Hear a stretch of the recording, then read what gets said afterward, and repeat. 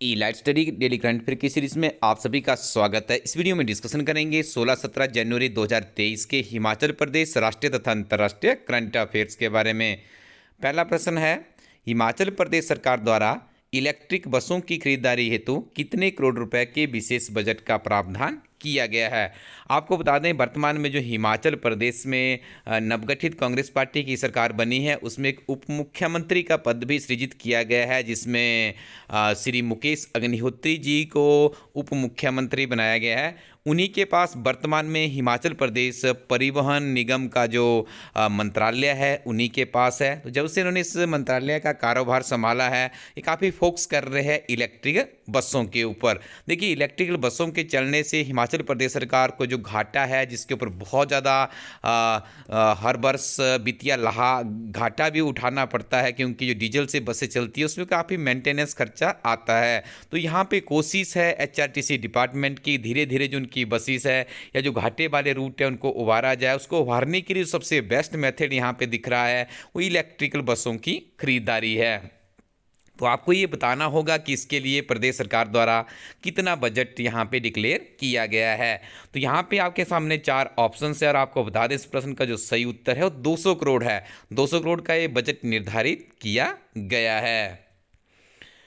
पूर्व विधायक एवं मंत्री मनसाराम का 82 वर्ष की आयु में निधन हो गया। इनका संबंध किस विधानसभा से था?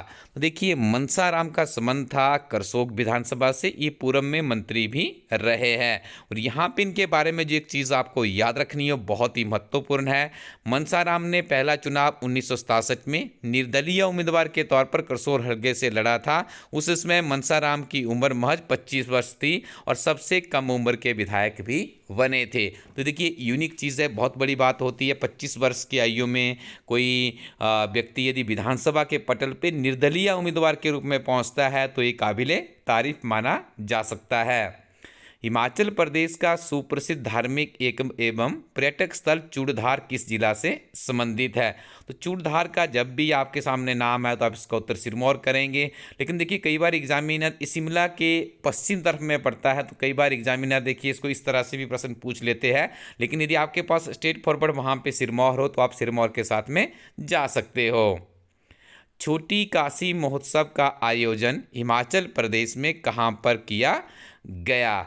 देखिए, छोटी काशी के नाम से हिमाचल प्रदेश के मंडी को जाना जाता है। तो आप मंडी के बारे में याद रखिएगा। यहाँ पे छोटी काशी महोत्सव भी बनाया जाता है, काफ़ी फेमस रहा है। यदि हम इस वर्ष की बात करें, मंडी में एक ऐतिहासिक शेरी मंच भी है, जहाँ से जो पॉलिटिशियनों की आप बड़ी बड़ी रैलियाँ देखते हैं, शेरी मंच से उनका संबोधन होता है, या फिर जो पड्डल मैदान है वहाँ से होता है। तो मंडी के शेरी मंच पर कोस माइल हिमाचल संस्था द्वारा छोटी काशी महोत्सव का आयोजन किया जाता है। आपसे भी पूछा जा सकता है कि कौन सी संस्था इसको ऑर्गेनाइज कर सकती है। अलाइड सर्विसेज में इस तरह के प्रश्न हमें देखने को मिलते हैं। 16 जनवरी 2023 को हिमाचल के मुख्यमंत्री श्री सुखविंदर सिंह सुक्खू द्वारा कितने डॉपलर रडार का उद्घाटन किया है? 2, 3, 4 या 5? तो इनकी संख्या बताई गई है 2। देखिए, अभी आपको याद रखना है ये 2 जो डॉपलर रडार है ये कहाँ पर इंस्टॉल किए गए हैं। तो जो पहला है वो मंडी जिला की सुप्रसिद्ध मुरारी देवी मंदिर है, उसके प्रांगण में ही काफ़ी हिली एरियाज में मंदिर पड़ता है।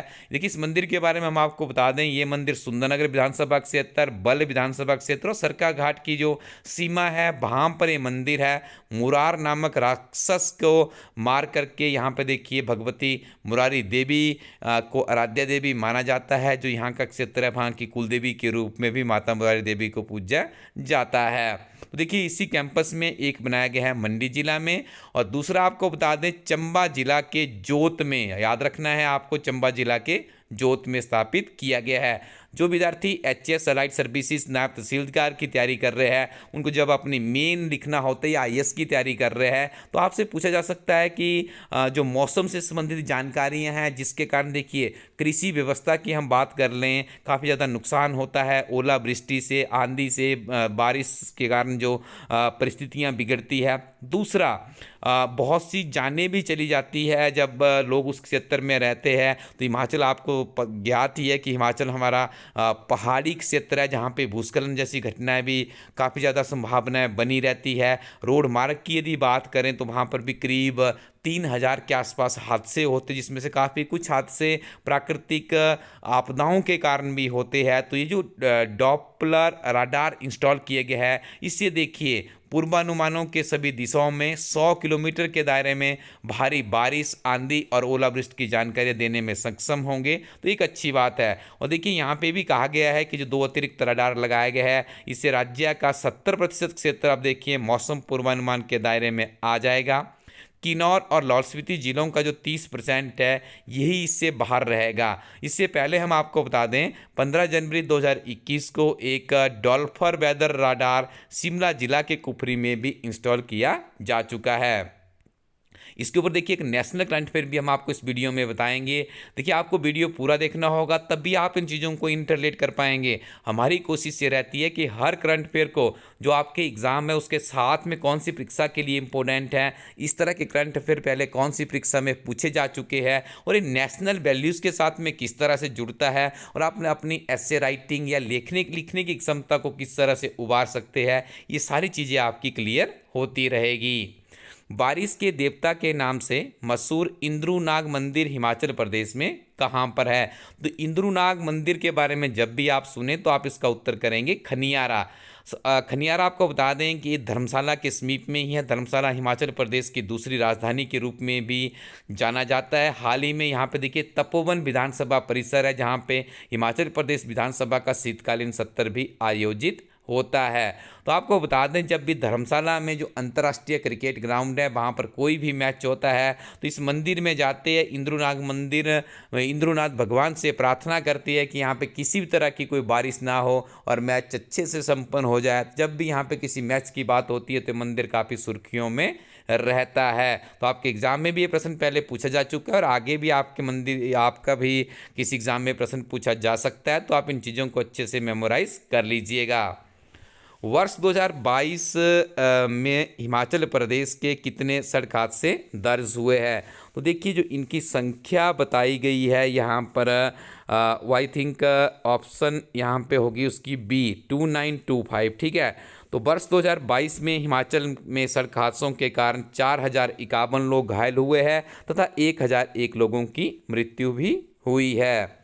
और आपको बता दें 2014 से लेकर 2018 तक हिमाचल प्रदेश में करीब 3000 सड़क दुर्घटनाएं दर्ज होती थी, लेकिन 2019 से लेकर 22 में इनमें थोड़ा सा मामूली सा डेक्लाइन भी देखने को मिला है। लेकिन हिमाचल प्रदेश के जनमानस को बचाने के लिए प्रदेश सरकार को स्ट्रिक्ट एक्शन लेने होंगे, रोडों की स्थिति को सुधारना होगा, लोगों में ज़्यादा से ज़्यादा अवेयरनेस भी फैलानी होगी। हिमाचल प्रदेश में वृद्धाश्रम में कपड़े के लिए हर वर्ष कितनी धनराशि दी जाएगी? तो 10,000 रुपये ये अमाउंट है। माननीय मुख्यमंत्री सुखविंदर सिंह सुक्खू जी के द्वारा घोषणा भी कर दी गई है। आगे हम डिस्कशन करेंगे 16 और 17 जनवरी 2023 के नेशनल और इंटरनेशनल करंट अफेयर्स। आपको बता दें हमारी टीम वर्तमान में ऑल इंडिया रेडियो के समाचार है, पीआईबी जो गवर्नमेंट की प्रेस कॉन्फ्रेंस आती है सेंट्रल गवर्नमेंट की, और भी बहुत से प्रतिष्ठित समाचार पत्र है, द हिंदू है, दैनिक जागरण है, पंजाब केसरी आपका दैनिक भास्कर है। इन सारे समाचार पत्रों से हमारी टीम नियमित रूप से करंट अफेयर का सारांश निकालती है और आपके सामने एमसीक्यू के फॉर्म में डिस्कस कर रही है। यदि आपको वीडियो अच्छा लगे तो इसे शेयर भी जरूर कीजिएगा। राष्ट्रीय विज्ञान संचार और नीति अनुसंधान संस्थान की स्थापना कब हुई थी? तो देखिए इसकी जो स्थापना हुई थी ये 13 जनवरी 2022 को आई थिंक इसकी की गई थी, ठीक है जी। 2022 आपने याद रखना है। देखिए ये यहाँ पे आपको इसको एक चीज़ और इंटरलेट आपको कर दें कि राष्ट्रीय विज्ञान संचार और नीति अनुसंधान संस्थान नई दिल्ली ने 13 जनवरी 2023 को अपना दूसरा स्थापना दिवस भी बनाया। तो पहले इसकी जो एस्टेब्लिशमेंट कब हुई है? 13 जनवरी 2022 को ही है। देखिए जब नया राष्ट्रीय मतदाता दिवस बनाया गया था तो वहाँ से सीधा प्रश्न पूछ लिया गया था एचएस की परीक्षा में। तो ये भी अभी देखिए लेटेस्ट इसकी एस्टेब्लिशमेंट हुई है। तो ये प्रश्न आपकी आने वाली हिमाचल प्रदेश की किसी न किसी परीक्षा में जरूर आपको देखने को मिल सकता है। इकमा इंटरनेशनल फिल्म फेस्टिवल DIFF का आयोजन कहाँ पर हुआ है? देखिए आपको बताना है कि इसका आयोजन कहाँ पर हुआ है, तो हम आपको बता दें इसका बांग्लादेश के ढाका में इसका आयोजन हुआ है, जो कि ऑप्शन बी में बिल्कुल सही उत्तर है। बांग्लादेश का सबसे बड़ा फिल्म समारोह Dhaka international film festival DIFF का 21वां ये संस्करण है जो कि शुरू हुआ है। पान सिंह तोमर जस्सी बहुचर्चित फिल्म के लेखक कौन है? तो देखिए इस फिल्म को बनाया गया था संजय चौहान जी के द्वारा। ये सुर्खियों में इसलिए है क्योंकि इनका निधन हो गया। इनकी आयु 62 वर्ष थी। तो ये आपने याद रखना है, मुंबई के एक अस्पताल में इनका निधन हुआ है संजय चौहान जी का। अमेरिका की अंतरिक्ष एजेंसी नासा ने किसे अपना चीफ टेक्नोलॉजिस्ट नियुक्त किया है? तो इनका नाम है AC चार्निया। नासा ने AC चार्निया को अपना चीफ टेक्नोलॉजिस्ट नियुक्त किया है। वह नासा चीफ बिल नेल्सन के प्रमुख सलाहकार के तौर पर काम करेंगे। किस संस्थान को सरकारी क्षेत्र में डाटा सिक्योरिटी के लिए best security practice in government sector award से सम्मानित किया गया है? तो इससे सम्मानित किया गया है UIDAI को। आइए आपको बता दें UIDAI क्या होता है, तो आपने याद रखना है unique identification authority of India है। आपको बता दें ये वही संस्था है, ये वही ऑर्गेनाइजेशन है जो आपको आधार कार्ड इशू करती है। ठीक है जी। तो इसका जो हेडक्वार्टर है ये न्यू दिल्ली में है, जो इसकी एस्टेब्लिशमेंट हुई है 28 जनवरी 2009 में हुई है। उन दिनों UPA की सरकार हुआ करती थी जिसके प्रधानमंत्री मनमोहन सिंह जी थे। लोसर त्यौहार निम्नलिखित में से किस क्षेत्र में अत्यधिक लोकप्रिय है? तो देखिए लोसर त्यौहार की बात करें तो लद्दाख में बहुत लोकप्रिय है, जो वर्तमान में भारत का एक केंद्र शासित प्रदेश है। आपको कमेंट सेक्शन में बताना है कि लद्दाख किस वर्ष या कब या कौन सी तिथि को, यदि आप अच्छे से तैयारी कर रहे हैं तो आपका पता लग जाएगा। इस तरह के प्रश्न आपके दिमाग में होने चाहिए। लद्दाख को कब केंद्र शासित प्रदेश घोषित किया गया था? तो देखिए जो लोसर का त्यौहार है ये नव वर्ष के आगमन पर मनाया जाता है। तो अभी नव वर्ष अभी आप देख रहे होंगे पूरी दुनिया में बनाया गया, तो ये त्यौहार भी काफ़ी सुर्खियों में रहता है। जो चीज़ सुर्खियों में रहती है वो अपने आपके एग्जामिनेशन के लिए बहुत ही इम्पोर्टेंट होती है। ऑस्कर अवार्ड 2023 के लिए डॉक्यूमेंट्री शॉर्ट फिल्म कैटेगरी में भारत की किस फिल्म को नामित किया गया है? तो इस फिल्म का नाम है द एलिफेंट व्हिस्पर्स। याद रखिएगा, जो कि इसका बिल्कुल सही उत्तर है ऑप्शन बी में। भारत की G20 अध्यक्षता के तहत अवसंरचना एजेंडा 2023 बैठक का आयोजन कहाँ पर हुआ है? देखिए इसका जो आयोजन किया गया है वो किया गया है आपका भोपाल मध्य प्रदेश में। याद रखिएगा G20 की जो भारत की अध्यक्षता का एक विषय है एक धरती एक परिवार एक भविष्य। ठीक है, वसुदेव कुटुंबकम के नाम से भी इसे जाना जाता है। तो 2023 के लिए G20 की भारत की अध्यक्षता के तहत 2023 के लिए अब संरचना से संबंधित एजेंडे की दिशा निर्धारित की गई है। देखिए इसका जो सही उत्तर है वो भोपाल नहीं, आपको बता दें इसका जो सही उत्तर है पुणे महाराष्ट्र में। थोड़ा सा रेक्टिफाई कर लीजिएगा आप। जो एजेंडा देखिए इसकी बहुत सी बैठकें होती है, इसमें थोड़ी सी कन्फ्यूजन भी रहती है। यदि आपको अच्छे से पकड़ना होगा प्रश्न यहाँ से डेफिनेटली आएगा। ठीक है, देखिए ये जो यहाँ पे अब संरचना एजेंडा है, ठीक है, ये इससे रिलेटेड है, इंफ्रास्ट्रक्चर से रिलेटेड है। तो इसका आयोजन हुआ है पुणे महाराष्ट्र में। इसको आप रेक्टिफाई कर लीजिएगा। पोंगल त्यौहार भारत के किस राज्य में अत्यधिक लोकप्रिय है? तो देखिए पोंगल त्यौहार की यदि आप बात करें तो ये तमिलनाडु में बहुत लोकप्रिय है। आपसे एग्जामिनर ये भी पूछ सकता है कि ये त्यौहार किस देवता को समर्पित है? तो आप याद रखिएगा यह त्यौहार सूर्य देवता को समर्पित है।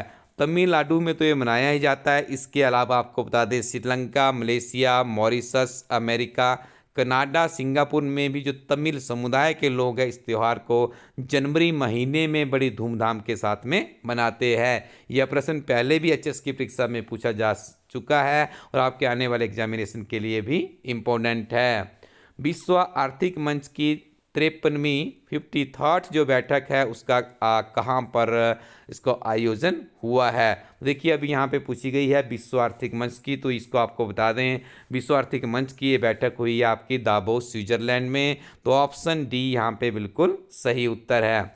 साथ में आप याद रखिएगा आर्थिक मंच की 53वीं बैठक स्विट्जरलैंड के दावोस में आयोजित हुई। इस वर्ष की बैठक का विषय है खंडित विश्व में सहयोग, ये भी आपको याद रखना है। किस वर्ष तक भारत के संपूर्ण क्षेत्र को डॉपलर वेदर रडार नेटवर्क के अंतर्गत लाने का लक्ष्य निर्धारित किया गया है? देखिए वही प्रश्न है जो आपको बताया था हमने कि हिमाचल से रिलेटेड ये प्रश्न, हिमाचल का जो अभी हाल ही में आप देख रहे होंगे डॉपलर वेदर रडार का जो 2 नए बनाया गया है चंबा के जोत में और मंडी जिला के मुरारीधार में, तो ये आपको याद रखना है। अब देखिए भारत सरकार ये चाहती है कि भारत का जो संपूर्ण क्षेत्र है, जो हमारी केंद्र शासित प्रदेश है, जो हमारे राज्य है, वो पूरे के पूरे डॉपलर वेदर रडार नेटवर्क से जुड़ जाए। तो इसके लिए देखिए वर्ष 2025 का ये लक्ष्य भी यहाँ पे निर्धारित किया गया है। तो यहाँ पे हम आपको अपडेट कर दें कि डॉपलर वेदर रडार की जो संख्या है 15 से बढ़कर 35 हो गई है। अगले 2-3 वर्षों में इसे 25 और रडार यहाँ पे लगाने की प्लानिंग है। तो ये बहुत बड़ी बात है, ये आपको याद रखना होगा। ये सारे के सारे फैक्ट आप अपने जो हिमाचल प्रदेश में भी GS 1, 2, 3 का पेपर होता है HS में, वहाँ पे आप इन चीज़ों को ऐड कर सकती है। ऐसे राइटिंग में भी आपका काम करेंगे और ऐसे भी देखिए जिस देश या प्रदेश में हम रहते हैं उसके बारे में हमें इस तरह की जानकारियाँ होना जरूरी है। G20 की 2 दिन की थिंक 20 बैठक का आयोजन कहाँ पर हुआ? कोलकाता, पश्चिम बंगाल में, बेंगलुरु में या फिर भोपाल में? तो आपको बता दें ये वो प्रश्न है जिसकी मैं आपको बता रहा था। इसका आयोजन कहाँ पर हुआ है? इसका भोपाल मध्य प्रदेश में हुआ है। तो आपने भी कंफ्यूज नहीं होना है। थिंक 20 बैठक का उद्घाटन मुख्यमंत्री शिवराज सिंह चौहान ने किया। बैठक में वैश्विक शासन व्यवस्था और जीवन मूल्यों पर चर्चा की गई है। मिस यूनिवर्स 2022 की विजेता कौन बनी है? तो मिस 2022 की जो विजेता बनी इनका नाम है R Bonney Gabriel. Option B में बिल्कुल सही उत्तर है। साथ में आप याद रखिएगा R Bonney Gabriel Miss Universe 2022 की विजेता बनी है। 71वीं मिस यूनिवर्स प्रतियोगिता न्यू ऑरलियंस लुइसियाना में आयोजित हुई है। सारे प्रश्न बहुत ही इंपॉर्टेंट हैं, अच्छे से आप इनको मेमोराइज कर लीजिएगा। भारत के तिरुवनंतपुरम के ग्रीनफील्ड इंटरनेशनल स्टेडियम में किस देश की टीम को हराकर वनडे इतिहास की सबसे बड़ी जीत भारत ने दर्ज की है? तो आपको बता दें यहाँ पे श्रीलंका को हराया गया है और ये बहुत बड़ी जीत है। 317 रनों से श्रीलंका को हराया है और यह रनों के अंतर से वनडे इतिहास की सबसे बड़ी जीत है। भारत ने श्रीलंका को 3-0 से सीरीज में हराया है। भारत ने पहले वनडे में 67 रन से, दूसरा वनडे 4 विकेट से और जो चौथी बार तो तीसरा तो आपने देख लिया 317 रनों से जीता है। तो चौथी बार टीम इंडिया ने वनडे सीरीज में श्रीलंका को क्लीन स्वीप किया है। निश्चित तौर पर यहाँ से आपको प्रश्न आपके आने वाले एग्जाम में देखने को मिलेगा। यदि आप नियमित रूप से अपनी पढ़ाई जारी रखते हैं तो परिस्थितियां कैसी भी हो, वर्तमान में बहुत से विद्यार्थी यदि बात करें जो बेरोजगार अभ्यर्थी है संकट काल से गुजर रहे हैं। आपको बता दें जिनके संकट काल के बाद जब वो उजाला आता है तो उजाला आपकी मेहनत से कटेगा। तब तक आपको फिर से अपने आप को तैयार रखना है। हिमाचल प्रदेश में बम्पर नौकरियां शुरू होने वाली है। हमारी टीम पिछले 2-3 वर्षों से इस यूट्यूब चैनल के माध्यम से बहुत से ऐसे दूरदराज क्षेत्रों के या गरीब ग्रामीण परिवेश के क्षेत्रों के बच्चों का मार्गदर्शन कर रहे हैं और बहुत से बच्चों को इतना पता है कि इलाज स्टडी टीम की जो जानकारियाँ होती है काफ़ी स्टिक होती है। तो हम आपको अपडेट कर रहे हैं कि हिमाचल प्रदेश में बहुत बड़ी भर्तियाँ होने जा रही है। आप अपने आप को तैयार कर लीजिएगा। जो आप वेबसाइट अपनी स्क्रीन पे देख रहे हैं इस वेबसाइट पे जाइएगा और करंट अफेयर के साथ में हमारी टीम के जो करंट अफेयर्स है उसके साथ में पढ़ना शुरू कीजिए। इंग्लिश की ईयर बुक 365 दिन के करंट अफेयर्स आपको 150 रुपीज़ में हार्ड कॉपी प्रिंटेड फॉर्म में अवेलेबल करवाए जा रहे हैं और आप इस वेबसाइट पे जाते हैं ilastudy.co.in पे 10% का डिस्काउंट भी आपको दिया जा रहा है। हिमाचल प्रदेश के जो हिंदी के करंट अफेयर्स है राष्ट्रीय तथा अंतर्राष्ट्रीय करंट अफेयर्स में इंक्लूड किए गए किताब कुछ दिनों में लॉन्च होने वाली है। उसके साथ में हम आपको अपडेट कर दें कि हिमाचल प्रदेश की त्रैमासिक करंट अफेयर की बुक है। इसके अलावा और भी बहुत सी किताबें हैं GOT के अभ्यर्थियों के लिए। इलाज स्टडी टीम की बाइलिंगुअल किताब आती है, हिंदी में भी है, अंग्रेजी में भी है। हज़ारों की संख्या में विद्यार्थियों ने इस किताब को पढ़ के अपना भविष्य बनाया है। और HS के विद्यार्थियों के लिए बता दें हिमाचल प्रदेश में अलाइड सर्विसेज की और HS की परीक्षा प्रस्तावित है, इस वर्ष होने जा रही है। उसके लिए आप प्रीवियस पेपर जरूर पढ़िएगा। अपनी स्क्रीन पर आप 2 किताबें देख रहे हैं जो कि अंग्रेजी अंग्रेजी और हिंदी दोनों मीडियम में अवेलेबल है इलाइट स्टडी को.इन वेबसाइट पर जाकर के। तो ऑर्डर कीजिएगा और इन किताबों के साथ में अपनी दिनचर्या को शुरू कीजिए, तन मन धन से पढ़ते रहिए और आगे बढ़ते रहिए। Thank you very much, keep watching elite study YouTube channel.